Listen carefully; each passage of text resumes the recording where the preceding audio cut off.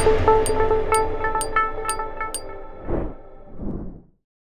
I come in, sir? Yes, Yes, come in, please. नमस्ते sir. नमस्ते। नमस्ते। बैठिए। Thank you sir.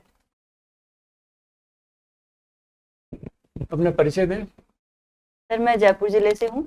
मैंने अपनी स्कूलिंग जयपुर से की है। मैंने ग्रेजुएशन राजस्थान यूनिवर्सिटी से किया है।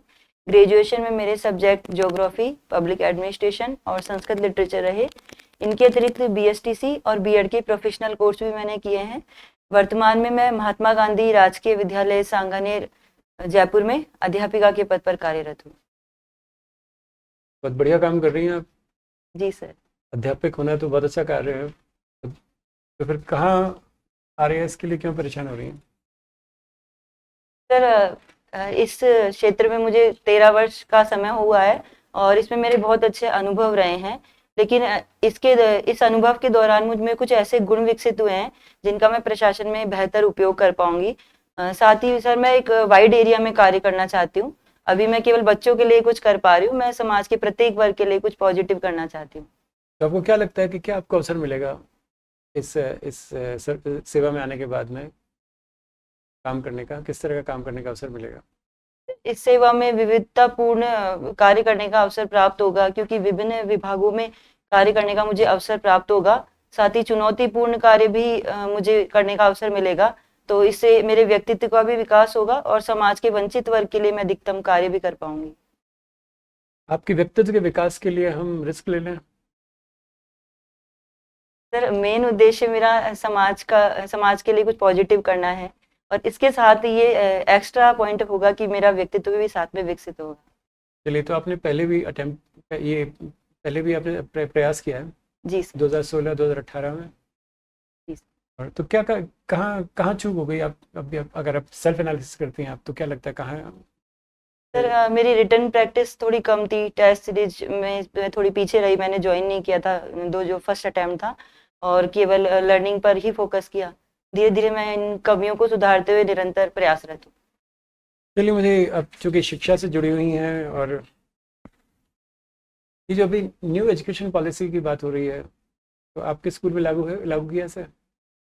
सर अभी पृष्ठभूमि के रूप में बनाने के रूप में कार्य किया जा रहा है। पूर्णतः अभी लागू नहीं हुई है राजस्थान में। तो आपको क्या लगता है कि ये किस तरह से ये जो मतलब बच्चों के जिसपे फोकस है, कैसे परिवर्तन आएगा इसमें?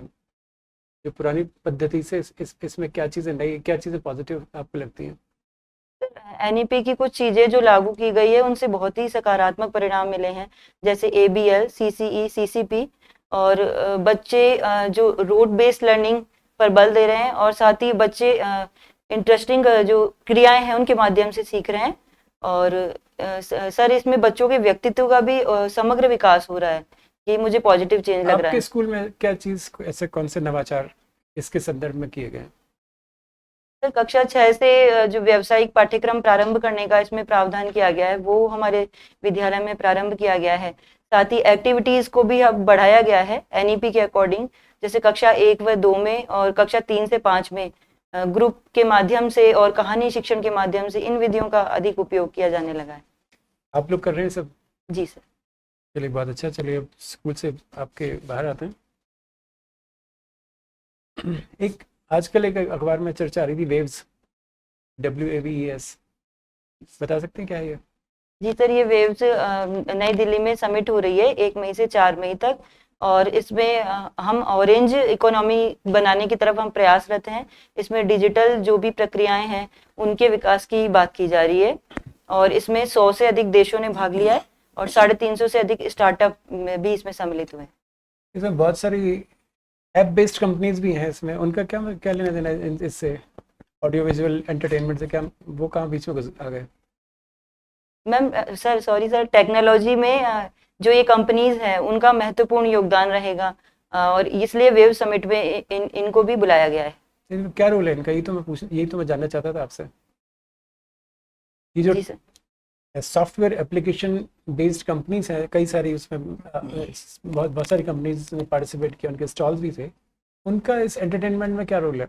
उनको क्यों बुला लिया? सर ऐप के माध्यम से भी इस प्रकार की गतिविधियां आयोजित की जा सकती है जिसमें एंटरटेनमेंट के ऑप्शन उपभोक्ता को अधिक अवेलेबल हों। तो इस कारण से इन्हें बुलाया गया है। ऑस्ट्रेलिया में चुनाव हुए अभी, जी सर। जानकारी है उसकी? जी सर, लेबर पार्टी विजेता रही है। कौन है इसके leader? Sir Anthony, sorry sir, मैं प्रॉपर नाम अभी रिकॉल नहीं कर पा रही हूँ। जो भारत के सपोर्टर रहे हैं वे ही विजेता है। और इस चुनाव में कुछ विशेष बात भी है? सॉरी सर, इसकी जानकारी नहीं है। और जो इसके थे, जो हार गए जो नेता थे, उनका नाम? सॉरी सर, मैं अभी नाम रिकॉल नहीं कर पा रही। चलिए कोई बात नहीं। मेरा आखिरी प्रश्न आपसे, अंगोला के प्रेसिडेंट इंडिया आए हुए हैं आज, जानकारी हो? माफी चाहूंगी सर, मैंने ये न्यूज़ नहीं पढ़ पाई। चलिए कोई बात sir. Thank you. Shalini, Rajasthan से मेंबर ऑफ पार्लियामेंट में लेडीज कितनी है, महिलाएं? सर राज्यसभा में एक भी नहीं है और लोकसभा में 3 है। श्रीमती संजना जी, और सॉरी सर, मैं 2 का नाम अभी रिकॉल नहीं कर पा रही हूँ। 2 और है कि एक और है? श्रीमती मंजू शर्मा जी सर। जयपुर से है, जी सर, जयपुर से है, जयपुर शहरी से। और संजना जाटव। संजना जाटव जी, और सर एक और मैं रिकॉल नहीं कर पा रही अभी। If you happen to be a Rajasthan administrative officer, आपका विमेन अपलिफ्टमेंट के लिए क्या काम होगा? महिलाओं की सशक्तिकरण के लिए, विमेन एम्पावरमेंट के लिए क्या करेंगे आप? सर सबसे पहले तो जिस भी क्षेत्र में मुझे पोस्टिंग मिलेगी, मैं वहाँ ये चिन्हित करूंगी कि कौन से ऐसे एरिया हैं जहाँ पर महिलाओं के संदर्भ में बहुत ही पिछड़े हैं, और उन क्षेत्र में विशेष कैंपेन चलाऊंगी जिनमें मैं टीमें बनाकर टीमों को भेजूंगी, साथ ही मैं भी जाऊंगी और स्वयं का भी उन्हें उदाहरण दूंगी और बच्चियों को आगे आने के लिए प्रेरित करूंगी। और सर इसमें सामाजिक, राजनीतिक, आर्थिक तौर पर जो भी योजनाएं सरकार की द्वारा चलाई जा रही है, जैसे लाडो प्रोत्साहन योजना जो राजस्थान सरकार की फ्लैगशिप योजना है, उनकी क्रियान्विति को भी 100% सुनिश्चित करना, इस तरह के मेरे सभी कार्य रहेंगे। साथ ही जागरूकता के लेवल पर भी मैं प्रयास करूंगी। राजस्थान में कितने डिस्ट्रिक्ट है अभी? सर 41 जिले हैं अभी। फाइनेंस मिनिस्टर कौन है भारत के? सर श्रीमती निर्मला सीतारमण जी हैं। What are the challenges you are facing as a teacher in Mahatma Gandhi schools? क्या चैलेंज है? सर सबसे पहला, फॉर्म्स हमारे स्कूल्स में बहुत ज़्यादा आते हैं, तो लॉटरी सिस्टम से हमें चयन करना होता है, तो कभी कभी कुछ पेरेंट्स को समझाना थोड़ा मुश्किल हो जाता है, लेकिन हम मैनेज कर लेते हैं। दूसरा, जो बच्चों का बैकग्राउंड है वो काफ़ी पिछड़ा है, तो बच्चे उस लैंग्वेज से स्विच नहीं कर पाते हैं इजीली। और सर तीसरा, संसाधनों की कमी है, जैसे भौतिक संसाधनों की अपर्याप्तता है और मानवीय संसाधनों का भी कुछ असमान वितरण है। और एक सर ज्ञान विस्फोट की अवधारणा है, जैसे ज्ञान पर अधिक बल देते हैं कुछ पेरेंट्स, जबकि ओवरऑल डेवलपमेंट बच्चे का जरूरी है। आप किस क्लास की क्लास टीचर हैं? क्लास 4th की। क्लास 4। क्लास 4 में बच्चों को रेगुलर स्कूल आने के लिए आप क्या इनोवेटिव आइडियाज रखते हैं? सर मैं एक्टिविटीज करवाती हूँ, जिसमें डेली का जो भी कार्य होता है उसका मैं एक चार्ट बनाती हूँ।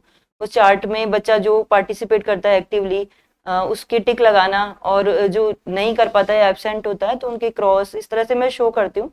उस चार्ट को मैं हर मंडे को व्हाट्सएप ग्रुप में सेंड करती हूँ, तो पेरेंट्स को भी पूरे हफ्ते की जानकारी मिलती है। साथ ही बच्चे जो एक्टिविटीज में जीतते हैं उन्हें मैं कुछ ना कुछ गिफ्ट करती हूँ अपनी तरफ से। Sir please. जी सर।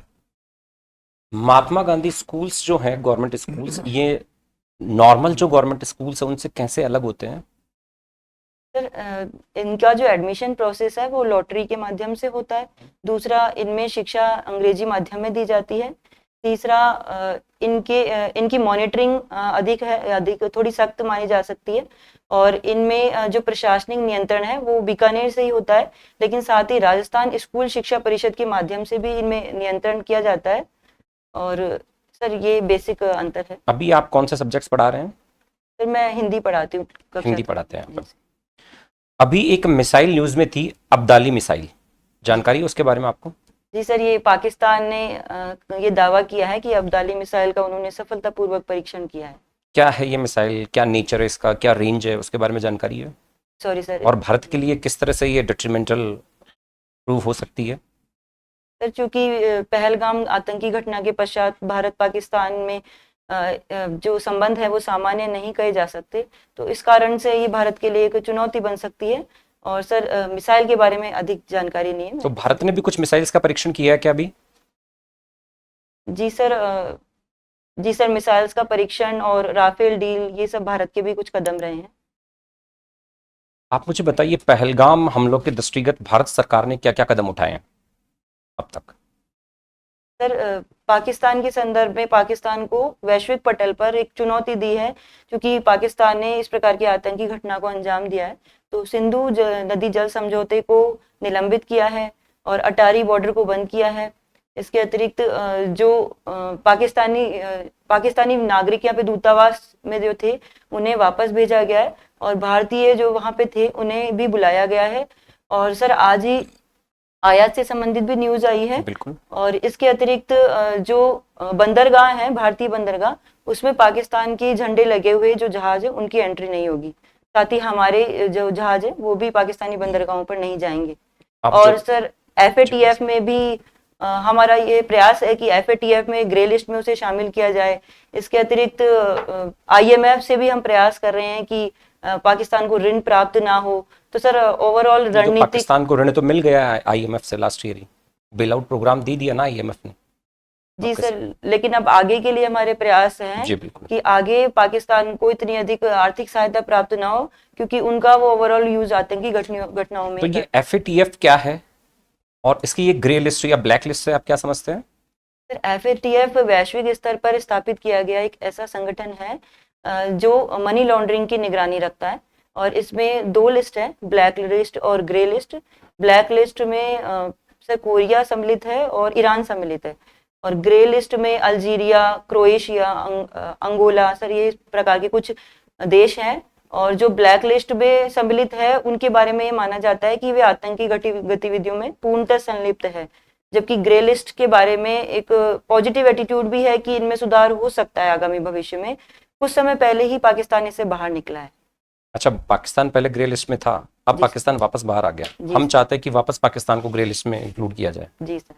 चलिए, आप ज्योग्राफी के भी विद्यार्थी रहे हैं, सिंधु नदी के बारे में मुझे बताइए, कहाँ से निकलती है सिंधु नदी?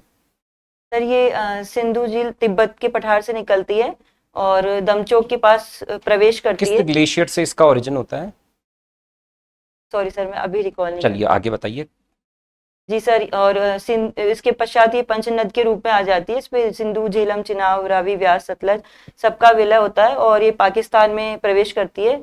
और सर इसके जो मुख्य स्थान एक दमचोक है। और जी सर, मैं अभी यही रिकॉल कर पा रही एग्जिट चिल्लास से होता है। हूँ। जी सर। चलिए बताइए, कौन कौन से यूनियन टेरिटरी से फ्लो करती है सिंधु नदी भारत में? सर वहाँ जम्मू क्षेत्र और लद्दाख क्षेत्र। अच्छा, ये सिंधु नदी जल समझौता क्या है? सर सिंधु नदी जल समझौता 19 सितंबर 1960 को किया गया समझौता है, जो तत्कालीन प्रधानमंत्री पंडित जवाहरलाल नेहरू जी और पाकिस्तान के अयूब खान जी के मध्य किया गया था। और इसके तहत पाकिस्तान की उसके तहत जो सिंधु, झेलम, चिनाब नदियां हैं उनका जल का उपयोग पाकिस्तान करेगा और रावी, व्यास, सतलज का उपयोग भारत करेगा। और इसमें 80 और 20 का रेशो रखा गया। तो ये भारत के लिए एक उतना अधिक सकारात्मक समझौता नहीं था। भारत ने इसमें समझौता किया था वर्ल्ड बैंक की मध्यस्थता से। ठीक है सर, आप थैंक यू सर। चलिए, बहुत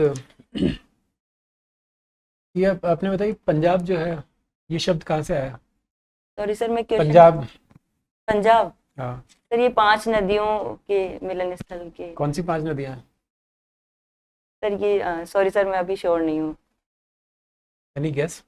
अभी सर- जो आपने बताई थी उसके जी आसपास सर, है? अनुमान से तो सिंधु, झेलम, चिनाब, रावी, व्यास, सतलज इनके अनुसार ही। और वर्तमान पंजाब में कितनी बहती हैं ये? इनमें से कितनी नदियाँ उसमें से बहती हैं? सर इसमें सतलज और व्यास आती है पंजाब में।